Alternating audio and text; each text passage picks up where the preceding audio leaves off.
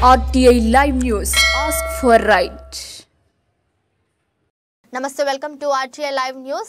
మహబూబ్ నగర్ జిల్లా మిడ్జిల్ మండల కేంద్రంలో బీసీ నాయకులు కచ్చనపల్లి చెన్నయ్య, పల్లె శ్రీనివాసులు, కానుగుల సీనుతో కలిసి విలేకరుల సమావేశం ఏర్పాటు చేసిన అఖిల భారత ధోబీ సంఘ్ జాతీయ కన్వీనర్ నడిమింటి శ్రీనివాస్ ఈ సందర్భంగా ఆయన మాట్లాడుతూ పార్లమెంట్ ఎన్నికల్లో మహబూబ్ నగర్ స్థానాన్ని బీసీలకు కేటాయించాలని అన్ని రాజకీయ పార్టీలను డిమాండ్ చేస్తున్నామని అన్నారు.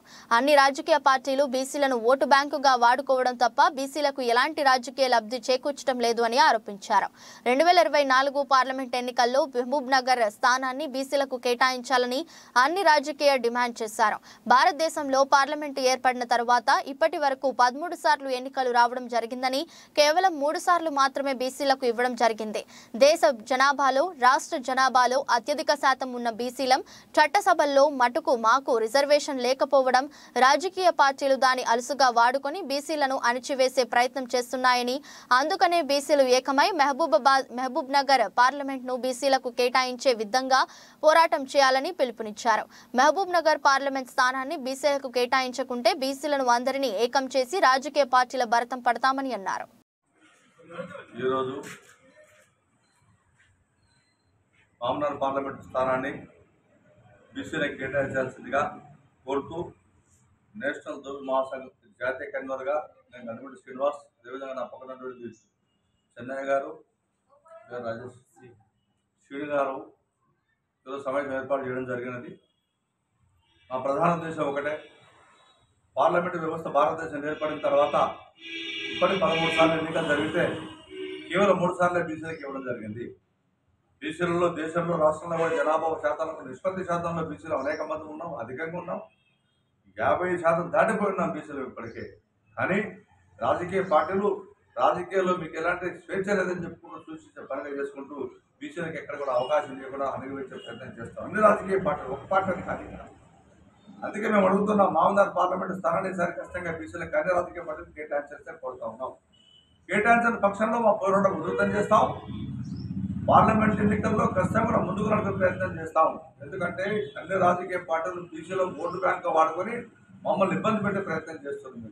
ఇది ఎంతవరకు కరెక్ట్ అని మేము అడుగుతున్నాం. అందుకే ఒకే లక్ష్యాన్ని ఎంచుకున్నాం, అన్ని వర్గాలను కూడదీస్తాం. బీసీ కులాలు 156 కులాలు ఉన్నాయి, కలిసి వచ్చే కులాలను కూడా కలుపుకొని ముందుకు కదులుతూ మహబూబ్ పార్లమెంటు స్థానాన్ని గట్టిగా ఈసారి ఫైట్ చేస్తాం. మా ప్రయత్నం ఎంతవరకు చేస్తామంటే బీసీ వ్యక్తిని పార్లమెంటుకు పంపేంత వరకు మేము పోరాటం చేస్తామని తెలియజేస్తున్నాం. ఎన్ని సంవత్సరాలు ఓపిక పట్టాం, ప్రభుత్వాలు పాలకులు నిర్ణయం తీసుకుంటున్నాం. కానీ ఇప్పటివరకు చట్టసభలో మాకు రాజకీయ వాటా లేదు.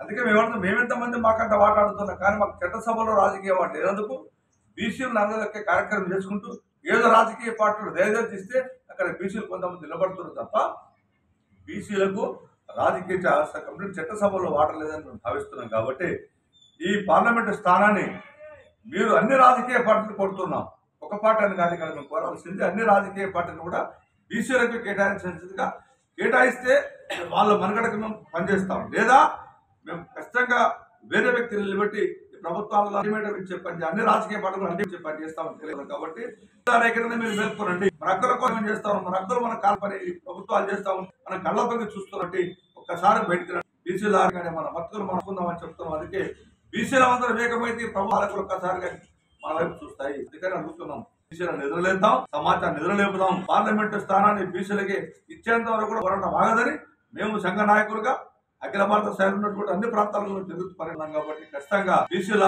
మేల్కొని మన హక్కుల కోసం మనం ఉద్యమం చేద్దామని అన్ని బీసీ సంఘాలకు కూడా పిలుపునిస్తా ఉన్నాను. అదేవిధంగా రాజకీయ పార్టీలు కూడా మేము హెచ్చరిక చేస్తాను, ఈసారి కనుక మార్పులు చేసుకోకపోతే ఖచ్చితంగా మా పోరాటం ఉద్యమం చేస్తామని తెలియజేస్తున్నాం.